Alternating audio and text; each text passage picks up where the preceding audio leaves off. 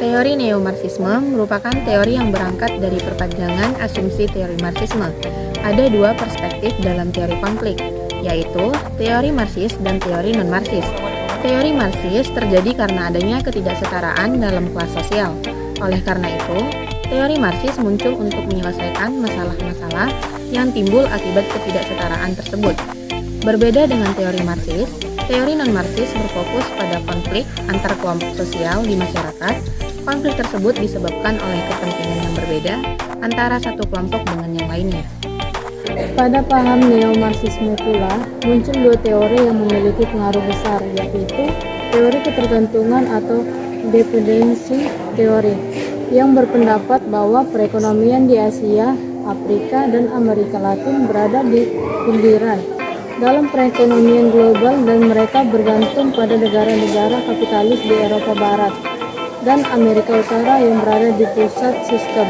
Artinya, negara pinggiran tersebut hanya memproduksi bahan mentah maupun barang setengah jadi, dan bukan barang jadi. Jadi, sedangkan negara pusat sudah bisa memproduksi barang manufaktur seperti kulkas, televisi, dan lain sebagainya.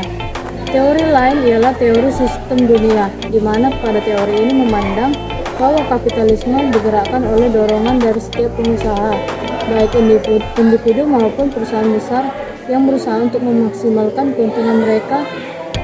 Dari itu timbul kecenderungan mendasar untuk memperluas volume produksi menjadi sangat besar dalam perekonomian dunia.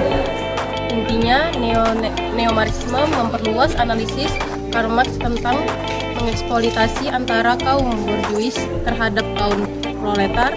Neo-Marxisme berpendapat bahwa perekonomian kapitalisme global yang notabene dikendalikan oleh negara kapasitas kaya dipergunakan untuk mengeksploitasi negara pengiring atau periferi. Teori Marxisme adalah istilah diterapkan pada teori sosial atau analisis sosiologi yang mengacu pada ide-ide Karl Marx, Francis Engels, dan unsur-unsur dari tradisi intelektual lainnya, seperti psikologisasi atau teori kritis, sosiologi Weberian atau teori Erik Olin Wright tentang kelas yang bertentangan, dan anarkisme. Teori ketergantungan atau dependensi teori berpengaruh besar terhadap neo-Marxisme yang menganggap bahwa perekonomian di Asia, Afrika, dan Amerika Latin berada di pinggiran dalam perekonomian global dan mereka bergantung pada negara-negara kapitalis di Eropa Barat dan Amerika yang berada di pusat.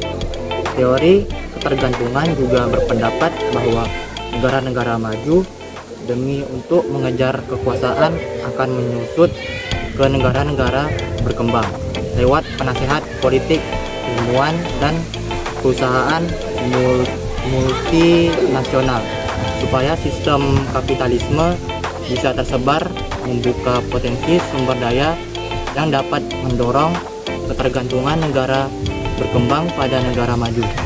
Neo-Marxisme memperluas analis Karl Marx tentang pengeksploitasian antara kaum borjuis terhadap kaum proletar.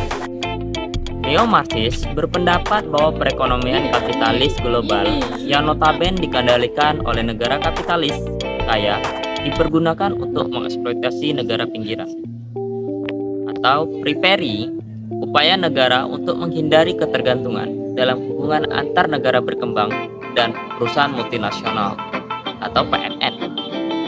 Kelompok neo-Marxisme, khususnya teori ketergantungan, menganggap bahwa PMN adalah bagian dari kepentingan negara kapitalis pusat di negara berkembang. Oleh karena itu, keberadaan PMN cenderung membuat negara berkembang ketergantungan kepadanya.